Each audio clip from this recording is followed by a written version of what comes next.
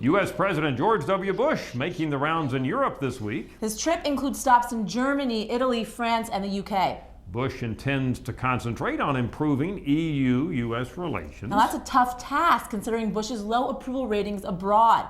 Now citizens of these countries tend to be very negative on U.S. leadership. But what's interesting, Yasmin, is Americans don't necessarily reciprocate that negativity, particularly when we're talking about views of the countries themselves. In Germany, for instance, only 8% of citizens last year said they approved of Bush's leadership. However, when we ask Americans their views of Germany as the country, they're quite positive. Now, we did have a blip there in 2003 when Germany and France and some other countries didn't support the U.S. in the war in Iraq. Americans' opinions of Germany plummeted, but they have recovered, and now we're at a point where about 8 out of 10 Americans, when asked about Germany, say favorable opinion.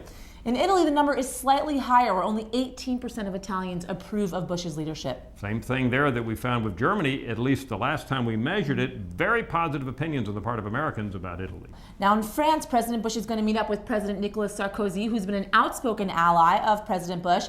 Now here, only 9% of the French approve of Bush's leadership.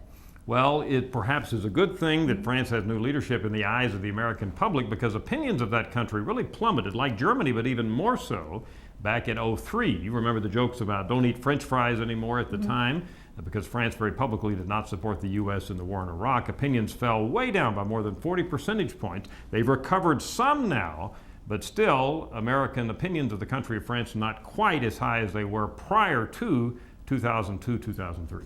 Now Bush is making one of his final stops in the UK. Here he has the highest approval rating of all the 4 countries. But that's really not saying much, because only 20% of people in the UK approve of his leadership. Well, we know that Americans, on the other hand, very, very positive about Great Britain. In fact, when we ask these questions about approval of countries, favorability of countries, Great Britain, Canada, and Australia are always at the top of the heap.